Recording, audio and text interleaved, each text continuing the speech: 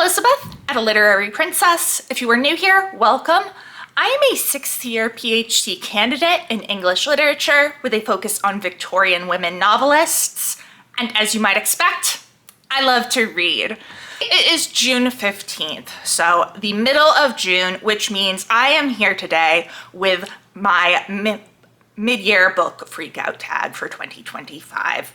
I can't believe we're halfway through the year. That is crazy to me. And I am not ready to be at this point in the year, but here we are. So I do this tag every year, as do many people around BookTube. There are 13 questions. I have no idea who originally created this tag.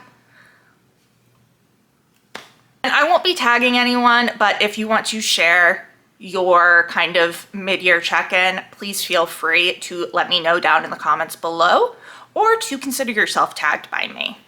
Let's jump in. Before we get into the first question, I do want to say how many books I have read this year, which is not one of the questions, and kind of feels like it should be. Maybe I need to do like a remade version of this tag for next year. Anyway, that's not a right now problem. However, I have read 51 books, which means that I have actually hit my goal of 50 books. It was very exciting. So halfway through, I've already hit my goal. I make that goal of 50 knowing I'm going to hit it fairly early on. That's kind of the point, is so that I can feel good about myself. So yeah. Question number 1 is the best book that you've read so far in 2025. And that has to go to Jane Austen's Bookshelf, a rare book collector's quest to find the women writers who shaped a legend by Rebecca Romney. This is focusing on the tradition of women's writing that came before Jane Austen and writers that we know she read based on what she wrote in her letters and her own novels. I adored this. I have a whole book review if you want to hear me gush about it, but I learned so much. There's an amazing works cited in the back. I cannot wait to read more about some of these women.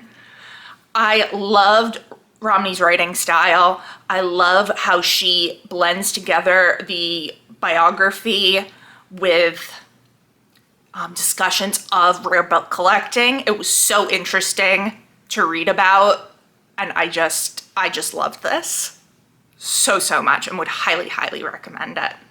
Number 2 is the best sequel you have read so far in 2025, and that goes to Emily Wilde's Compendium of Lost Tales by Heather Fawcett, which is the 3rd and I think final book in the Emily Wilde series. I have been reading these since they started coming out, and I have loved all of them. I'm pretty sure Emily Wilde's Map of the Other Lands, book 2, was the answer for this question last year. But it was, the Compendium of Lost Tales was a great finale to the series. It was more of what I love about this book series. We are following Emily Wilde, who is a professor at Cambridge, who studies fairies. And she and her academic rival / lover, Wendell Bambleby, are doing a lot of stuff. I don't really want to say too much about it because it would spoil the first book if you haven't read it. But I highly recommend this series. It is so great.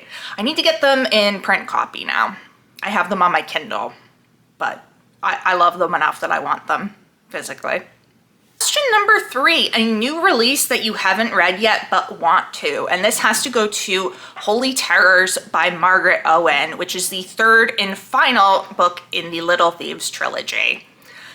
So Little Thieves is a retelling of the fairy tale The Goose Girl. We are following Vanya, who is the maid that steals the identity of the princess.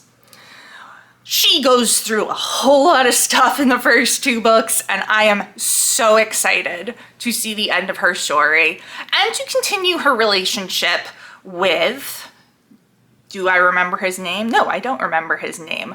Why would I? I don't remember anyone's name. Emmerich Conrad. I haven't picked this up yet. Like, physically, I don't have it yet, and I really, really want it, and I am kind of surprised I didn't buy it the last time I was at Barnes & Noble, but I'm trying to be good-ish. That's entirely false. I have not been good this year with buying books, but I'm probably gonna put this on my birthday list, and I'm just so excited for it. I love this series. Question number 4, the most anticipated release for the second half of the year. And that has to be Catabasis by R.F. Kuang.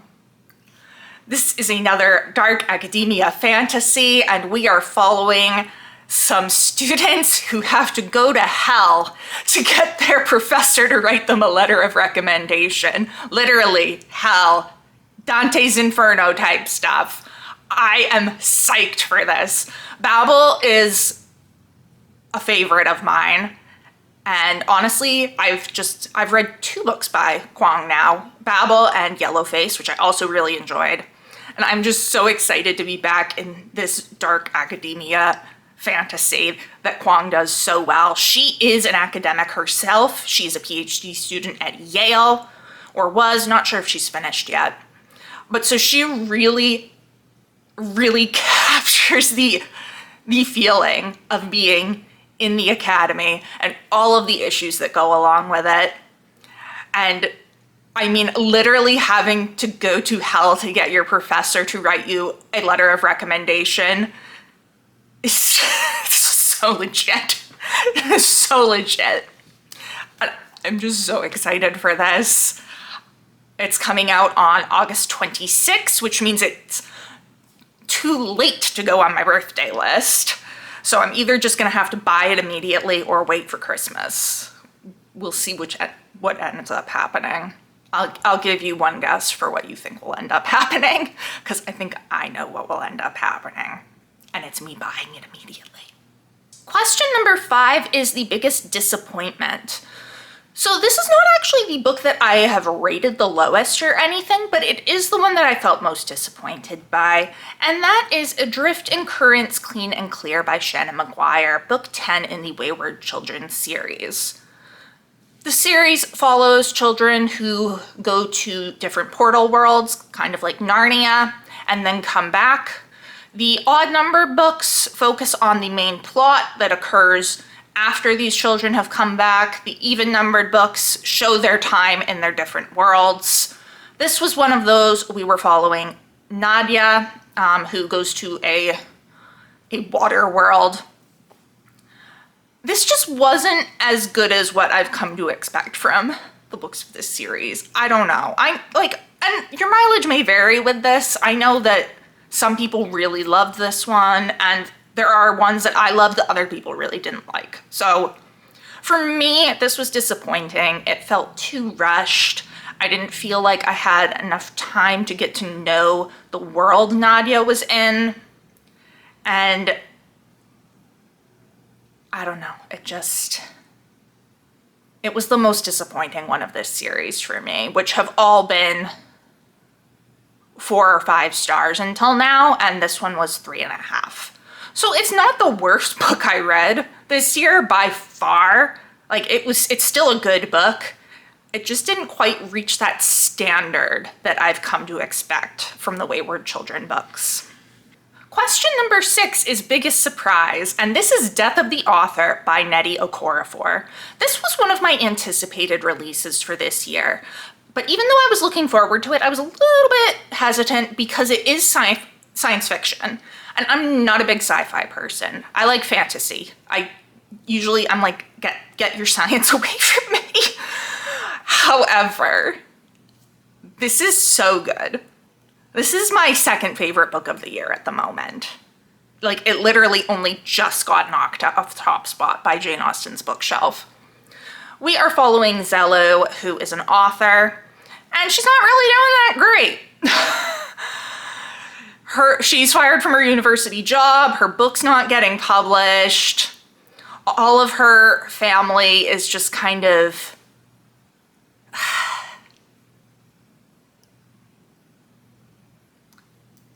I don't know quite how to say it, right? like they're kind of smothering toward her because she is disabled after an accident from childhood. But it's also that she is, like, all of her other siblings are in very high achieving jobs. So they're kind of judgy about it while also kind of treating her like she is a child and can't do things on her own. And she decides, you know what, I'm just gonna write a thing that I want to write. And she writes Rusted Robots, which is a science fiction book that takes place after humans have been wiped out and all that is left are robots and AI. So we move back and forth between Zelu's story and Rusted Robots, and also interviews with her family and friends after an event that has happened. So it's like a bit in the future. This was phenomenal. Absolutely phenomenal. And I was blown away by how much I loved it. I need to get my hands on a copy. Apparently, so I got a library copy, which is obviously why I don't have it here.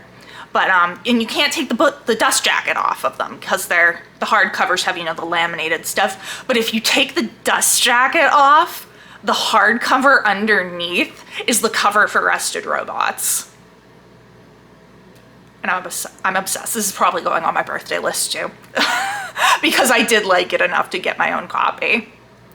So yeah, I was shocked at how much I love this. I thought I would like it because it was about an author writing a book, and I tend to like those. I did not expect to absolutely adore it.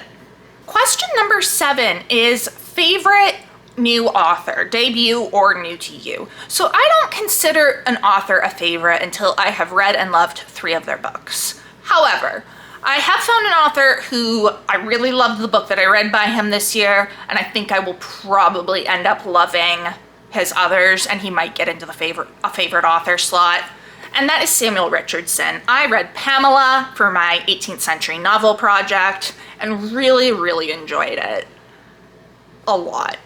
And I am super excited to get to Richardson's Clarissa, which I think I am also going to love. And then his other one, I think, is Sir Charles Grandison, which I know people in the Victorian era were obsessed with.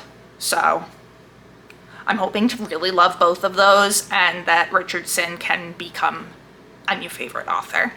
So I'm actually going to do questions 8 and 9 together. Question 8 is newest fictional crush, and question 9 is newest favorite character. Now, usually I don't have anything for the fictional crush one because I don't really crush on book characters. However, that was until I met Sir Guy Morville from The Heir of Redcliffe by Charlotte Mary Yonge. So he is both my favorite character of the year so far, but also I'm kind of crushing on you, dude. Like, if I were a 19th century woman in this novel, I'd marry. He's great.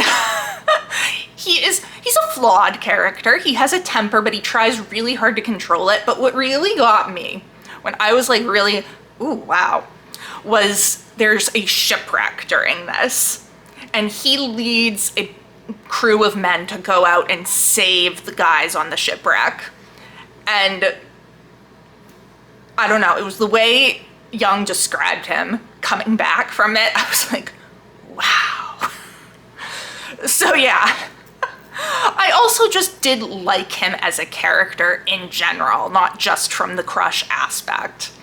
So The Heir of Redcliffe is following Sir Guy Morville and this kind of conflict he has with his cousin Philip, who is judging Sir Guy based on kind of this old family feud. And then they are both involved romantically with the Edmonstone sisters, who, Laura and Amy. So the Edmonstones are Sir Guy's guardians because he is not of age when he comes into his inheritance. This was just such a good book, and I really loved Sir Guy as a character, and I would highly, highly recommend it. Question number 10 is a book that made you cry. So I don't think I have actually cried fully at a book this year. Which is not to say it won't happen, because I'm sure we'll end up with a book where a dog dies or a cat and I'll sob. But the one that has gotten me closest, like it got me teary-eyed, was Home by Marilyn Robinson, the second book in the Gilead series.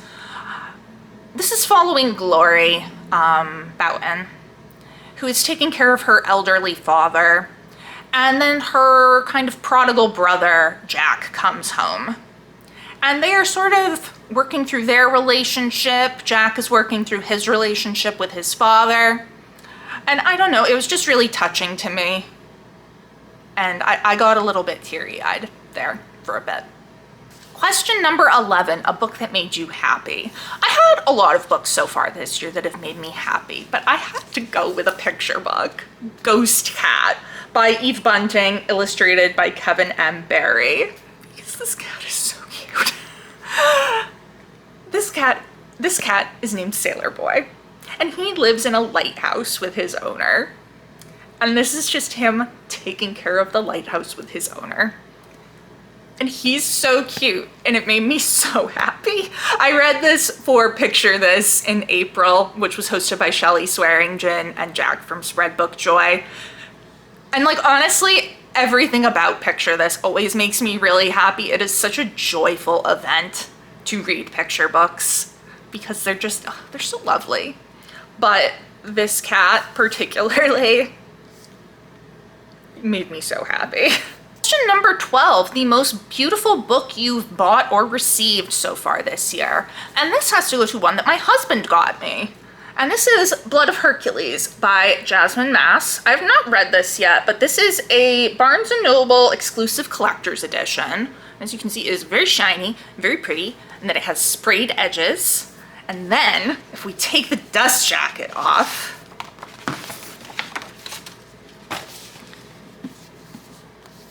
it is also very pretty. And then, as if that's not enough, it has these gorgeous end papers that I am obsessed with. So yeah, this is just a stunning book. And yeah, it's so pretty. So pretty. So yeah, I think he kind of picked it partly based on the fact that it was pretty. But also it's a Greek myth retelling and he thought I would enjoy that, which is correct.